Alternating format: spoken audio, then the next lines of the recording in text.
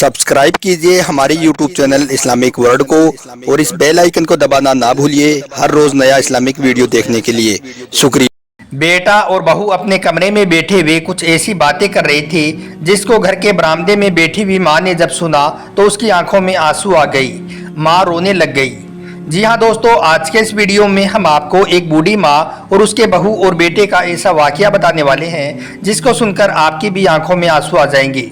इसलिए आज का यह वीडियो आप सभी के लिए बहुत ही ज़्यादा खास है। आप इसको आखिर तक ज़रूर देखें और अगर आपको अपनी माँ से सच्ची मोहब्बत है तो आप इस वीडियो को दिल से एक लाइक करके अपने दोस्तों में शेयर भी कर दें ताकि और भी लोगों तक यह वीडियो पहुँच जाए। तो चलिए दोस्तों शुरू करते हैं। बेटा और बहू अपने कमरे में बैठे हुए बातें कर रहे थे। दरवाज़ा खुला होने की वजह से उनकी आवाज़ घर के बरामदे में बैठी हुई बूढ़ी माँ को भी सुनाई दे रही थी। बेटा अपनी बीवी से कहता है कि हम दोनों की नौकरी लग गई है। अब हम दोनों अपनी नौकरी की वजह से माँ का ध्यान नहीं रख पाएंगे। अब इनकी देखभाल कौन करेगा? क्यों ना हम इनको बुजुर्ग खाने में छोड़ आएं, यानी कि वृद्धाश्रम में छोड़ आएं। वहाँ पर इनकी देखभाल भी होती रहेगी और हम भी उनसे मिलने के लिए कभी कभार चले जाया करेंगे। शौहर की यह बातें सुनकर बीवी ने अपने शौहर से जो कुछ कहा उसको सुनकर बूढ़ी माँ की आंखों में आंसू आ गई। दोस्तों, बीवी ने अपने शौहर से कहा कि पैसे कमाने के लिए तो हमारे पास हमारी पूरी ज़िंदगी पड़ी है, लेकिन बूढ़ी माँ की खिदमत करने का मौका हमें बाद में नहीं मिलेगा। पैसे तो हम बाद में भी कमा सकते हैं, लेकिन बूढ़ी माँ की खिदमत करके जो हमको दुआ मिलेगी वो शायद पैसे कमाकर भी नहीं मिल सकती है। अब हमारी माँ ऐसी हालत में है कि हम जितने भी इनकी खिदमत कर लें वो कम है। उनके लिए आज पैसों से ज़्यादा हमारा साथ में होना बहुत ज़रूरी है। बीवी ने अपने शौहर से कहा कि मैं अगर नौकरी ना भी करूं तो हमें ज़्यादा नुकसान नहीं होगा। मैं माँ के साथ घर पर ही रहकर कुछ बच्चों को ट्यूशन पढ़ा दूंगी। इससे माँ की देखभाल और खिदमत करने का मौका भी मिल जाएगा और कुछ पैसे भी कमा लूंगी। याद करो, तुम्हारे वालिद तुम्हारे बचपन में ही गुजर गए थे। उसके बाद में तुम्हारी माँ ने किस तरह से लोगों के घर में काम धंधे कर करके तुमको पाला पोसा है।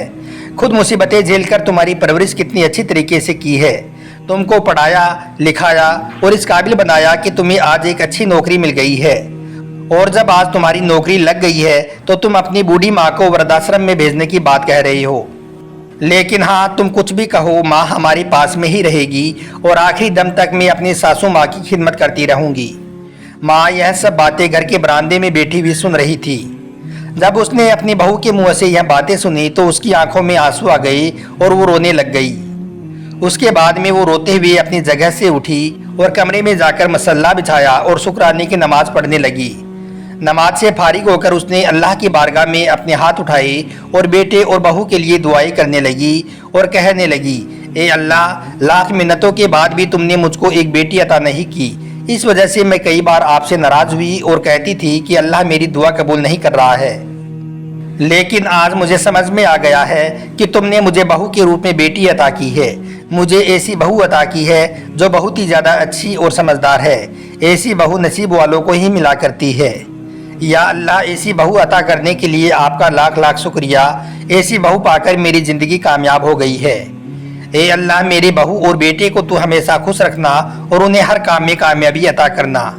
तो दोस्तों याद रखें, अपने माँ बाप का कभी भी दिल ना दुखाएं, उन्हें नाराज़ ना करें, क्योंकि जिनसे उनके माँ बाप नाराज़ होते हैं उनसे अल्लाह ताला भी नाराज़ होता है और जिनसे उनके माँ बाप खुश होते हैं उनसे अल्लाह ताला भी बहुत खुश होता है। इस दुनिया का सबसे प्यारा रिश्ता माँ बाप और औलाद का होता है। माँ बाप से बढ़कर इस दुनिया में और कुछ भी नहीं है।